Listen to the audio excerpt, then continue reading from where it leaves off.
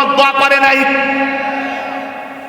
একবার সাহাবীরা বিশ্ব নবীকে ডাকতে বলতেছেন, দয়ার নবী গো, মক্কার কাফেরেরা আপনাকে ধরে ধরে মারে, শরীরের ভিতর থেকে রক্ত বাহির করে গো নবী, আমরা সাহাবীরা এটা সহ্য করতে পারি না।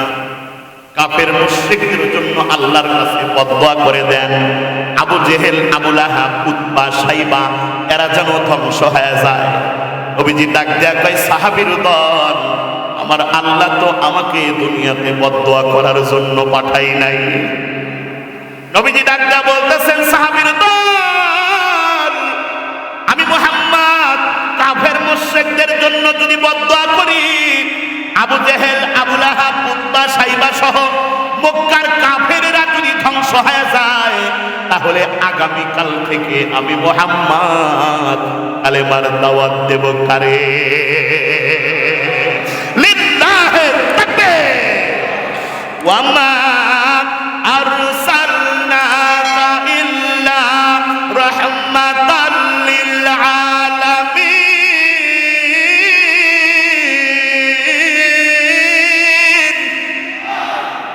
আপনার নবী, আমার নবীকে আল্লাহর রহমতের নবী বানাইয়া দুনিয়াতে পাঠিয়ে দিয়েছে।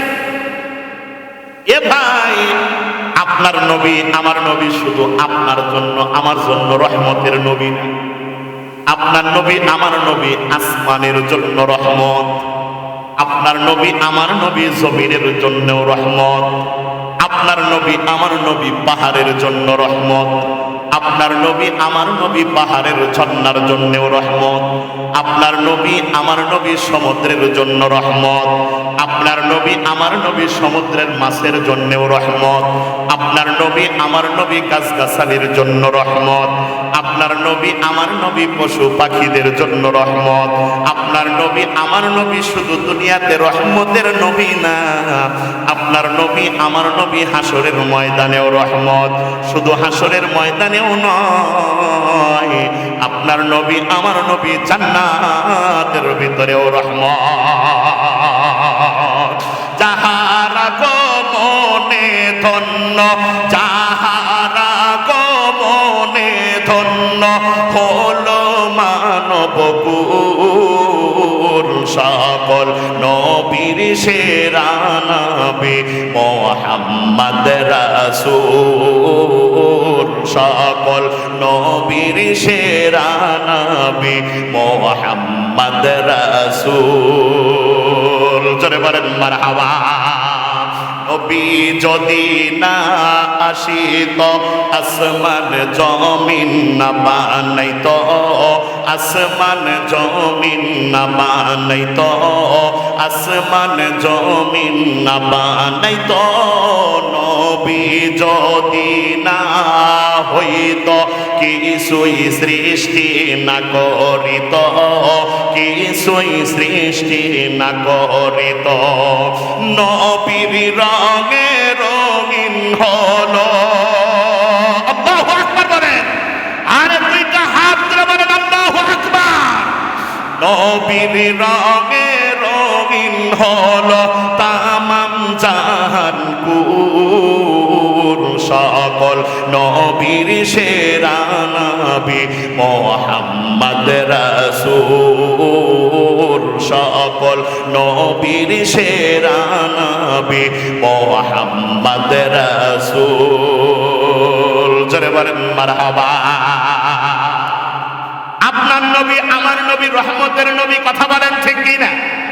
আরে উম্মতের জন্য বদদোয়া করা তো দূরের কথা, আপনার নবী, আমার নবী কখনো কোনো কাফের মুশরিকদের সাথে বদদোয়া করে নাই, কথা বলেন ঠিক কিনা? এ মুসলমান, নবীজির সাথে একজন সাহাবী ছিলেন, খুব বেশি রাগ। সেই সাহাবীর নাম কি? সবাই বলেন কি নাম? হযরতে ওমর। যখন মক্কার কাফেরেরা নবীজির সামনে দাঁড়ায় দাঁড়ায় উঁচু আওয়াজে কথা বলছে, হযরত ওমর বিশ্ব নবীকে ডাকতে বলতো, নবী গো, এই কাফেরের বাচ্চার এত বড় সাহস, আমি ওমর যেখানে দাঁড়াই আছি ওই জায়গায় দাঁড়াইয়া আপনার সাথে উঁচু আওয়াজে কথা বলে।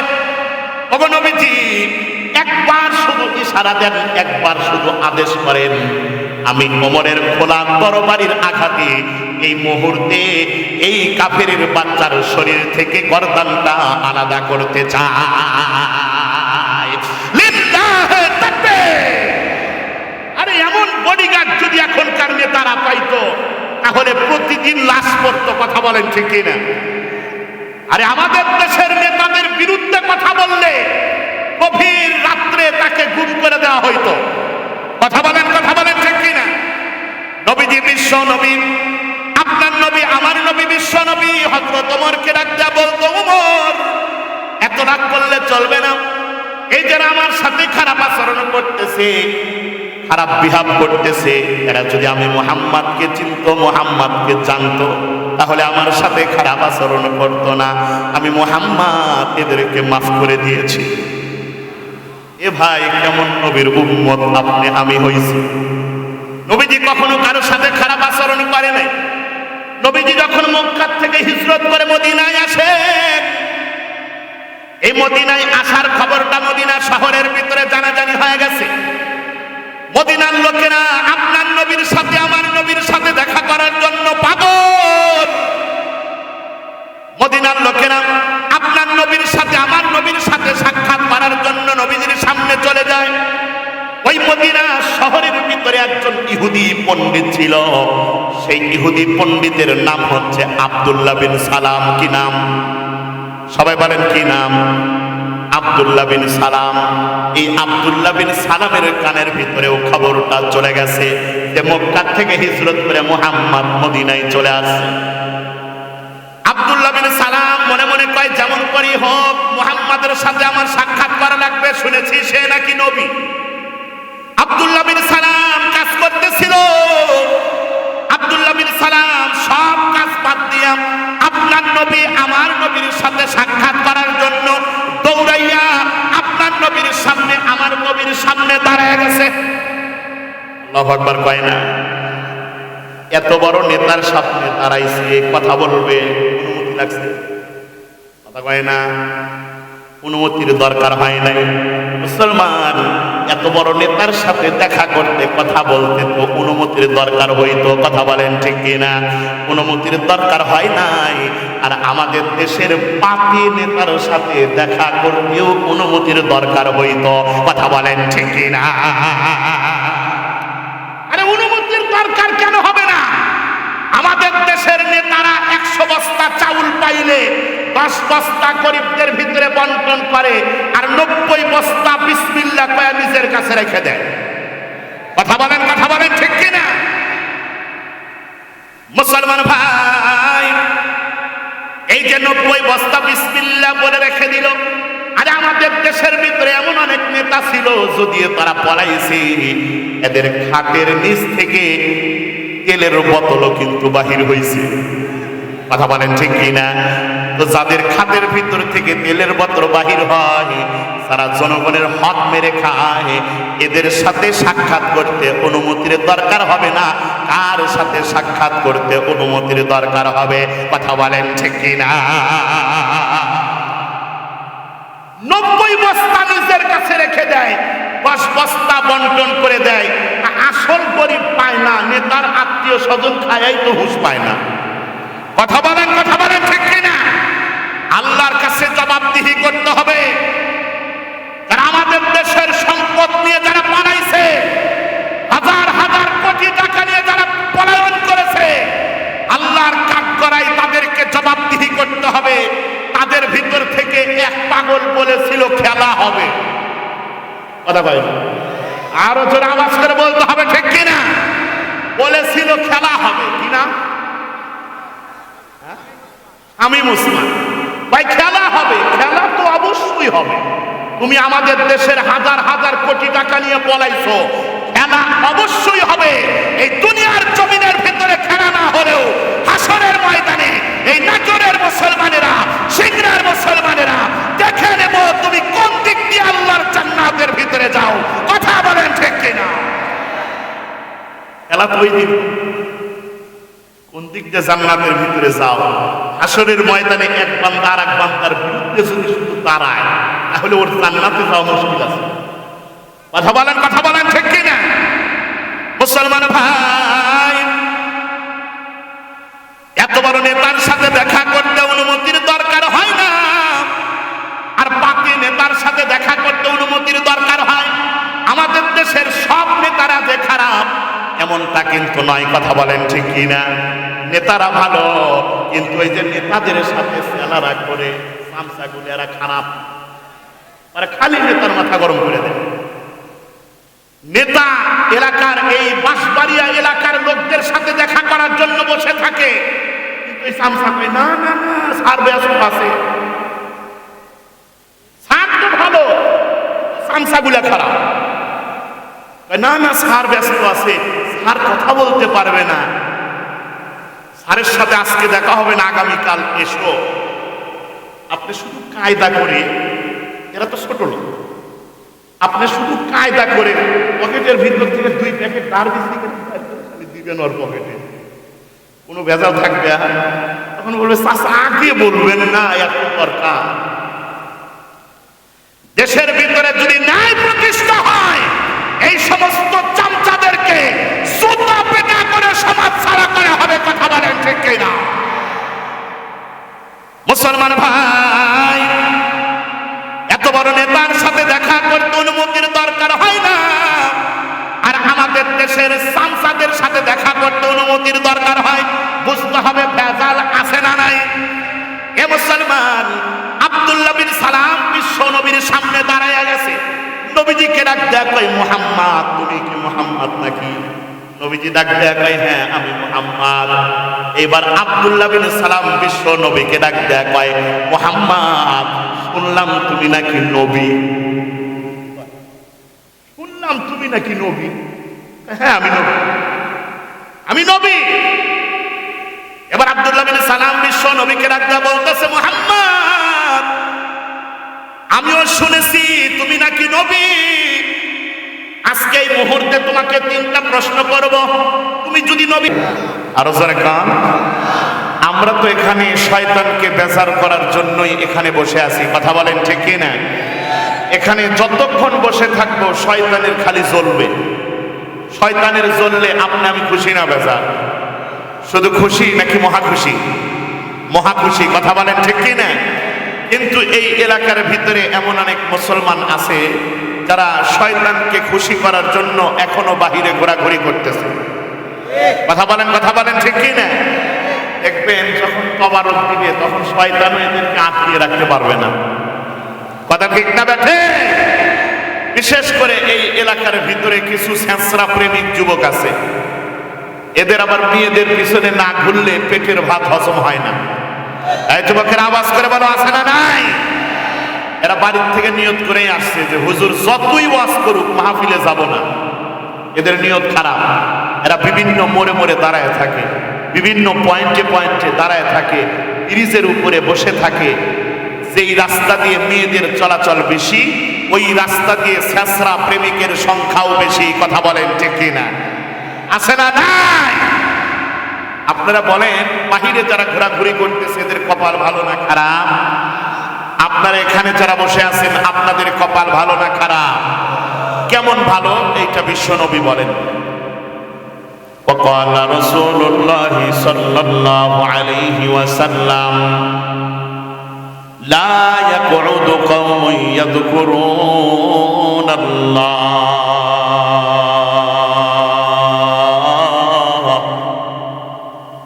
إلا حفتهم الملائكة وغشيتهم الرحمة ونزلت عليهم السكينة وذكرهم الله في من عنده أو كما قال النبي عليه الصلاة والسلام। বিশ্বনবী আখিরি জামানার পয়গম্বর জনাবে মুহাম্মদুর রাসূলুল্লাহ সাল্লাল্লাহু আলাইহি ওয়াসাল্লাম বলেন, যেখানে কোরআন হাদিসের আলোচনা করা হয়, আল্লাহ এবং আল্লাহর রাসূলের আলোচনা করা হয়, সেই জায়গাটা সাধারণ কোনো জায়গা নয়, সেই জায়গাটা বিশ্বনবীর জবানের ভাষায় জান্নাতের বাগান। নবীজি বলেন, ওয়া নাযালাত আলাইহিমুস সাকিনাহ, যতক্ষণ পর্যন্ত আপনার মতো গুনাহগার, আমার মতো গুনাহগার এই মাহফিলের ভিতরে বসে থাকবে, আল্লাহ রাব্বুল আলামিন আপনার উপরে আমার উপরে রহমত বর্ষণ করতে থাকবেন। বলেন সুবহানাল্লাহ। শুধু তাই নয়, এই তুলাপাড়া বাঁশবাড়িয়া এলাকার ভিতরে আল্লাহ রাব্বুল আলামিন এই মাহফিল উপলক্ষে লক্ষ লক্ষ কোটি কোটি রহমতের ফেরেশতা পাঠায়া দিয়েছে। আল্লাহ রাব্বুল আলামিন ফেরেশতাদেরকে ডাক দেয়া বলেন, ও ফেরেশতার দল, তাকায় দেখো, তাকায় দেখো, আমার কতগুলো গুনাহগার বান্দা রাত্রি কত গভীর হয়ে গেছে। ইচ্ছা করলে তারা বাড়িতে ঘুমায় থাকতে পারত, কিন্তু তারা বাড়িতে ঘুমায় নাই, মাহফিলের ভিতরে বসে আছে। আমার গুনাহগার বান্দারা কেন বসে আছে? আমি আল্লাহর কাছে কি চাই? ফেরেশতারা আল্লাহকে ডাক দেয়া কয়, আল্লাহ তোমার গুনাহগার বান্দারা মাহফিলের ভিতরে বসে আছে, তোমার কাছে টাকা চায় না, তোমার কাছে পয়সা চায় না, তোমার গুনাহগার বান্দারা শুধুমাত্র কেবলমাত্র তুমি আল্লাহর কাছে গুনাহ মাফ চায়। আর একটা স্পেশাল জিনিস চায়, তোমার গুনাহগার বান্দারা তোমার বানানো জান্নাতের ভিতরে ঢুকতে চায়। লিল্লাহি তাকবীর। আল্লাহ রাব্বুল আলামিন এইবার ফেরেশতাদেরকে ডাক দেয়া বলেন, ও ফেরেশতার দল, আমার যেই সমস্ত গুনাহগার বান্দারা কোরআনের মাহফিলের ভিতরে এসে বসলো, ওরা যদি আখিরি মুনাজাতে আমি আল্লাহর কাছে যদি তারা কান্নাকাটি করতে পারে, আমি আল্লাহর কাছে যদি তারা তওবা করতে পারে, আমি আল্লাহর কাছে যদি তারা গুনাহ মাফ চায়, আমার গুনাহগার বান্দাদের কানের ভিতরে গুড নিউজ দিয়ে দাও, সুসংবাদ দিয়ে দাও, আমি আল্লাহ তাদের জিন্দেগীর সমস্ত গুনাহ খাতা মাফ করে দিয়ে আমি আল্লাহ তাদেরকে নিষ্পাপ বানাইয়া বাড়ি পর্যন্ত পৌঁছাইয়া দেব। আল্লাহ আল্লাহ ক্যা মুবারক নাম হ্যায়, আল্লাহ আল্লাহ আশিকো কা কাম হ্যায়, আল্লাহ আল্লাহ তু মেরা রহমান হ্যায়, আল্লাহ আল্লাহ তু মেরা রহিম হ্যায়, আল্লাহ আল্লাহ তু মেরা মাবুদ হ্যায়, আল্লাহ আল্লাহ তু মেরা মাশুক হ্যায়। জোরে বলেন আল্লাহু আকবার।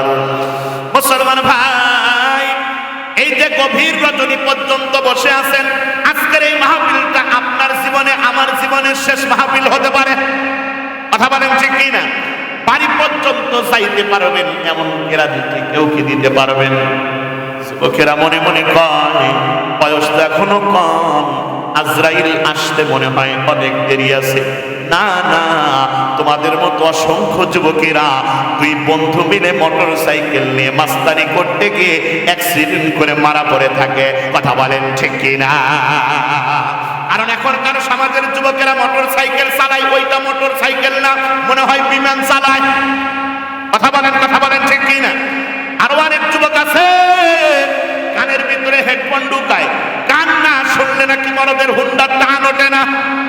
এই যুবকেরা কথা বলো ঠিক কিনা? আমার যুবক ভাইদেরকে বলতে চাই, যুবকরে এই যে কানের ভিতরে হেডফোন ঢুকাইলা, গান শুনতেছো আর হুন্ডা চালাইতেছো, হঠাৎ করে যদি তোমার হুন্ডাটা অ্যাক্সিডেন্ট করে, রাস্তার ভিতরে যদি তোমার মৃত্যু হয়ে যায়, কান খুলে শুনে নাও, মৃত্যুবরণ করেছো কপাল ভালো, কিন্তু গান শুনতে শুনতে মৃত্যুবরণ করার কারণে কপালটা তোমার খারাপ হয়ে গেল। মৃত্যুবরণ করতে দেরি হবে, জাহান্নামের ভিতরে যাইতে দেরি হবে না। কথা বলেন ঠিক কিনা? আমার যুবক ভাইদেরকে বলতে চাই, রে যুবক, ইসলামের জন্য যুবকদের দরকার আছে না নাই? আরো জোরে বলতে হবে, আছে না নাই? আরে বর্তমান সমাজের যুবকেরা যদি কোরআন প্রেমী হয়, বর্তমান সমাজের যুবকেরা যদি আশিকে রাসূল হয়, বর্তমান সমাজের যুবকের হাতের ভিতরে যদি কালেমার ঝান্ডা থাকে, যুবকেরা কালেমার ঝান্ডাটা হাতের ভিতরে নিয়ে নারায়ে তাকবীর আল্লাহু আকবারের ধ্বনি দিয়ে যদি মাঠে নামে, আল্লাহর কসম করে বলি, এই নাটোর জেলার ভিতরে কোনো নাস্তিক, কোনো মুরতাদ, ইসলাম বিদ্বেষী দালালেরা যুবকদের সামনে দাঁড়িয়ে কথা বলার সাহস পাবে না। যুবকদের সেই পাওয়ার আছে না নাই? আমরা 1971 সালের স্বাধীনতা দেখি নাই, কিন্তু 2024 সালে যুবকদের পাওয়ার দেখেছি। আমাদের দেশের স্কুল কলেজ ইউনিভার্সিটি মাদ্রাসার ছেলেরা একত্রিত হয়ে ঢাকার জমিনটা ঘেরাও করে এমন চলে নারায়ে তাকবীর আল্লাহু আকবারের ধ্বনি দিয়েছিল, আমাদের দেশের ভিতর থেকে খুনি সরকার এরকম ভাবে 45 মিনিটের ভিতরে না খেয়ে পালিয়ে যাইতে বাধ্য হয়েছে। লড়াইয়ের ওই ময়দানেতে যেতে তোমাকেই হবে, প্রয়োজনে সব রক্তটুকু জমিনেই ঢেলে দেবে। এই তুলাপাড়া, এই বাঁশবাড়িয়ার মুসলমানের আওয়াজ করে বলতে হবে, ঠিক কিনা? লড়াইয়ের ওই ময়দানেতে যেতে তোমাকেই হবে, প্রয়োজনে সব রক্তটুকু জমিনেই ঢেলে দেবে।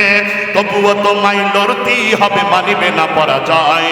তবুও তোমায় লড়তেই হবে, মানিবে না পরাজয়। বিপ্লব মানে জীবন দেয়া বসে থাকা নয়, সে কোনদিন আসবে না রে করো যদি ভয়।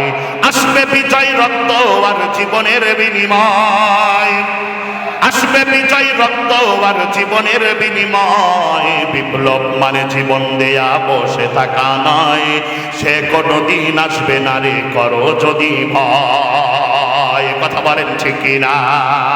পবিত্র কোরআনে কারিমের জন্য, ইসলামের জন্য, দ্বীনের জন্য, আখিরি জামানার পয়গম্বরের জন্য, মসজিদ মাদ্রাসার জন্য, উলামায়ে কিরামদের জন্য, দেশের ভিতরে ন্যায় প্রতিষ্ঠার জন্য জীবন দিতে প্রস্তুত আছেন কে কে?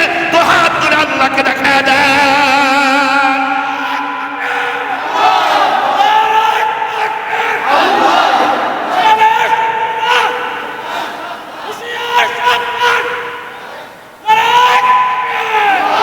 জোরে বলেন আল্লাহু আকবার। যুবকদের ভিতরে সেই পাওয়ার এখনো আছে না নাই?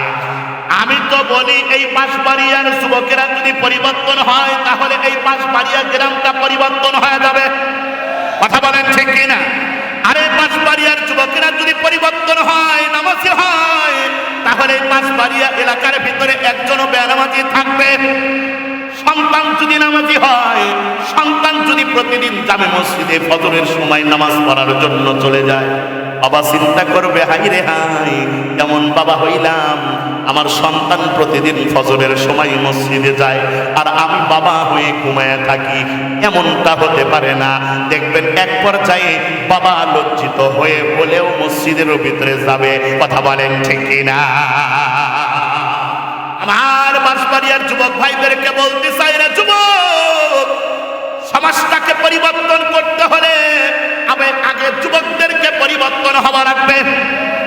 আর আমাদের সমাজের যুবকেরা যদি আশিকে রাসূল হয়, আমাদের সমাজের যুবকের শরীরের ভিতরে যদি রাসূলের সুন্নাত থাকে, তাহলে কান খুলে শুনে নেন, কোন আশিকে রাসূল যুবকের সামনে দাঁড়াইয়া কখনো কোনো নাস্তিক মুরতাদ কথা বলার সাহস পায় না।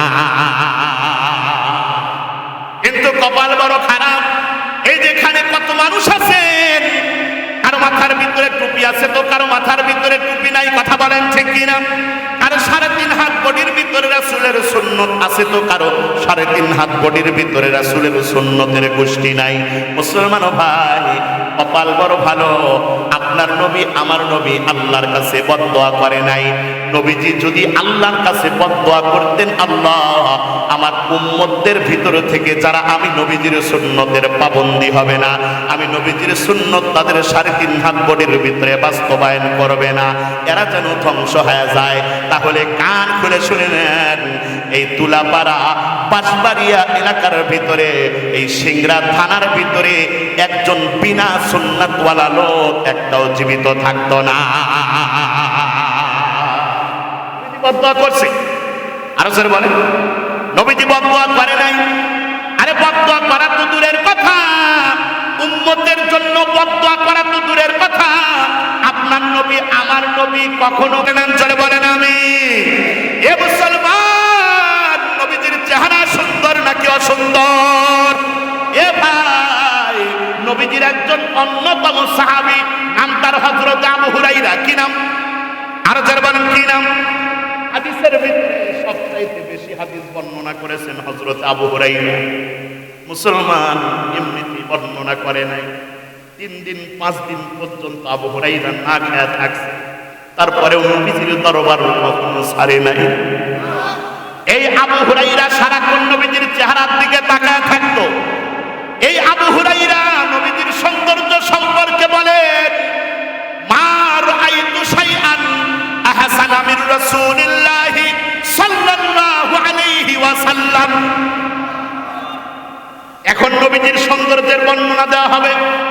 যারা আশিকে রাসূল আছেন তারা দুইটা হাত তুলে বলবেন আল্লাহু আকবার, রাজি আছেন ইনশাআল্লাহ? যাদের হাত চাদরের ভিতরে আছে চাদরের ভিতর থেকে বাহির করেন, কারণ আমরা এই গভীর রাত্রিতে আল্লাহকে দেখায় দিব। আমরা এখানে যারা বসে আছি আমরা সবাই আশিকে রাসূল, কথা বলেন ঠিক কিনা? হযরতে আবু হুরায়রা নবীজির সৌন্দর্য সম্পর্কে বলেন, মা রাআইতু শাইআন আহসানা মির রাসূলিল্লাহি সাল্লাল্লাহু আলাইহি ওয়াসাল্লাম। হে পৃথিবীর মানুষেরা শুনে নাও, আমি আবু হুরায়রা, আমি আমার দুইটা চক্ষু দিয়া এই পৃথিবীর জমিনের ভিতরে যতগুলো মানুষ দেখেছি, আখিরি জামানার পয়গম্বরের চাইতে অধিক সুন্দর চেহারাওয়ালা মানুষ আমি কখনো দেখি না। এ ভাই, নবীজির চেহারা মুবারক এত সুন্দর ছিল, এত সুন্দর ছিল। এখন আসেন নবীজির একজন মহিলা সাহাবীর কথা বলি। মহিলা সাহাবীর রুবাইয়্যি রাদিয়াল্লাহু তাআলা আনহা। কি নাম? রুবাইয়্যি। বলেন কি নাম? রুবাইয়্যি রাদিয়াল্লাহু তাআলা আনহা। এই রুবাইয়্যি রাদিয়াল্লাহু তাআলা আনহার একটা ছেলে ছিল। ছেলে আর মা বসে বসে গল্প করতেছে। দেখেন কি মজার গল্প করে। ছেলে মাকে ডাক দেয়া বলতেছে, মা গো, শুনেছি নবীজির চেহারা এত সুন্দর ছিল, নবীজির চেহারা মুবারক দেখে মক্কার কাফেরেরা দলে দলে কালেমা পড়ে মুসলমান হয়ে গেছে। শুনেছি নবীজির চেহারা মুবারক এত সুন্দর ছিল, নবীজির চেহারা মুবারক দেখে সাহাবীদের 5 দিন 7 দিনের ক্ষুধা নিবারণ হয়ে যাইত। ও মা, তুমি তো আমার নবীরে দেখছো, আমি তো দেখি নাই। মা গো, আমি তোমার সন্তান, তোমার মুখ থেকে নবীজির সৌন্দর্য সম্পর্কে একটু জানতে চাই। যেমন মা তেমন সন্তান। সন্তান ডাক দিয়ে কয়, আমি একটু তোমার মুখ থেকে আমার নবীজির সৌন্দর্য কেমন ছিল এটা শুনতে চাই। আর আপনার আমার সন্তান আপনাকে আমাকে ডাক দিয়ে কয়, আব্বা একটা ভূতের গল্প শোনাও, একটা গোপাল ভাঁড়ের গল্প শোনাও, কথা বলেন ঠিক কিনা? আর আপনি আমি আপনার আমার সন্তানকে মিথ্যা গল্প শুনাইয়া বড় করি। সন্তান মাকে ডাক দিয়ে বলতেছে, মা গো, আমি একটু আমার নবীজির সৌন্দর্য সম্পর্কে তোমার মুখ থেকে শুনতে চাই। দেখেন কেমন মা। মা এবার সন্তানকে ডাক দিয়া কয়, ইয়া বুনাইয়া লাউ রাআইতা লা রাআইতা শামসা তালিআ। এখন কয় হাত তুলবে? কয় হাত? রাজি আছেন তো ইনশাআল্লাহ? আশিকে রাসূল নবীর সৌন্দর্যের বর্ণনা দিতে দেরি হবে, আশিকে রাসূলের হাত তুলতে দেরি হবে না, কথা বলেন ঠিক কিনা? মা এবার সন্তানকে ডাকতে বলতেছে, এর সন্তান, ইয়া বুনাইয়া লাউ রাআইতা লা রাআইতা শামসা তালিআ। এর সন্তান শুনে নাও, তুমি যদি আখির হও তাহলে এই 3টা প্রশ্নের জবাব দিতে পারবা, আর যদি নবী না হও তাহলে জবাব তুমি দিতে পারবা না। নবীজি ডাক দিয়া কয়, আব্দুল্লাহ বিন সালাম, শোনো, এই 3টা প্রশ্নের জবাব যদি আমি দিতে পারি তাহলে তোমার কি লাভ, তুমি কি করবা? আব্দুল্লাহ বিন সালাম বিশ্ব নবীকে ডাক দিয়া বলতেছেন, মুহাম্মদ, তুমি যদি আমার 3টা প্রশ্নের জবাব দিতে পারো তাহলে আমি বুঝতে পারবো তুমি নবী। আর তুমি যদি নবী হও, আমি আব্দুল্লাহ বিন সালাম কথা দিলাম তোমার কাছে কালেমা পড়ে মুসলমান হয়ে যাব। অন্য এক রিওয়ায়াতের ভিতরে আছে, এই যে প্রশ্ন করবে কয়টা? আর জোরে বলেন কয়টা? 3টা প্রশ্ন করবে। এইটা বলার পরে আব্দুল্লাহ বিন সালাম মনে মনে কয়, মনে মনে নবীজির চেহারার দিকে তাকায় আছে, চোখ আর নামে না। নবীজির চেহারার দিকে তাকায় আছে, চোখ নামে না। আরে কেমনে নামবে? আব্দুল্লাহ বিন সালাম যে তার দুইটা চক্ষু দিয়ে মুহাম্মাদের দিকে তাকায় আছে, এত সুন্দর চেহারাওয়ালা চোখ তো মানুষ কখনো দেখে না। আরে যেই চোখ দিয়ে তাকায় আছে এত সুন্দর মানুষ, ওই চোখটা কখনো দেখে নাই। নামবে কোথা থেকে? আল্লাহু আকবার বলেন। আব্দুল্লাহ বিন সালাম মনে মনে কয়, তাওরাত কিতাবের ভিতরে মুহাম্মাদের নাম আমি অনেক পড়েছি, মুহাম্মাদের সৌন্দর্যের বর্ণনাও তাওরাত কিতাবের ভিতরে অনেক পড়েছি। দেখার পরে মনে মনে কয়, যেমন বর্ণনা দেওয়া হয়েছে, আমার মনে হয় এই বর্ণনার চাইতে কোটি কোটি গুণ সুন্দর মুহাম্মাদের চেহারা। আব্দুল্লাহ বিন সালাম মনে মনে কয়, এত সুন্দর চেহারাওয়ালা মানুষ কখনো মিথ্যাবাদী হইতে পারে না। সবাই বলেন দেখি, আপনার নবী আমার নবীর চেহারা সুন্দর ছিল নাকি অসুন্দর ছিল? নবীজি নিজের সম্পর্কে নিজেই বলেন, ওয়াকালা রাসূলুল্লাহ সাল্লাল্লাহু আলাইহি ওয়াসাল্লাম আহসানান নাস।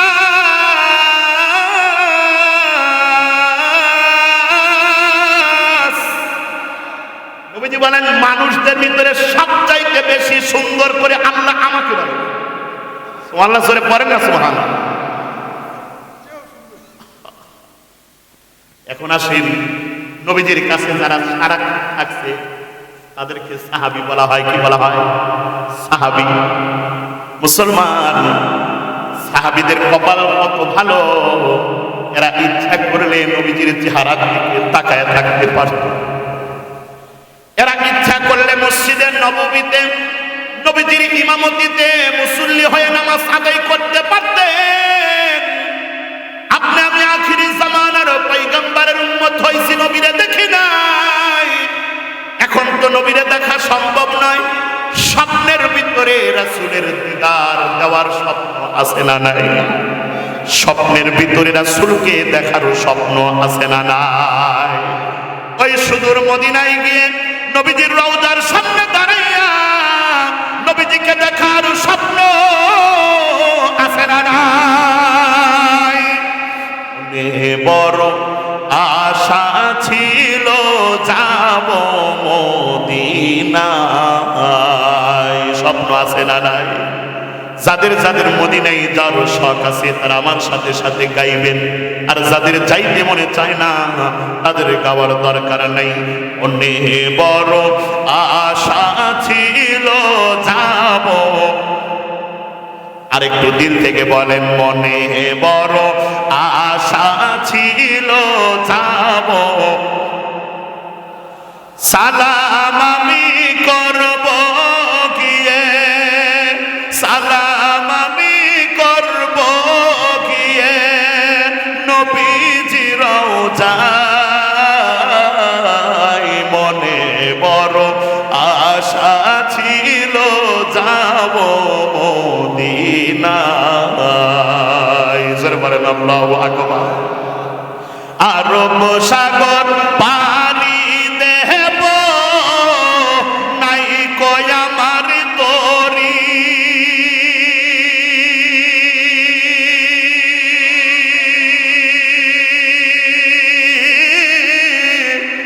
পাখি নাই যে উড়ে যাব ডানাতে ভর করি।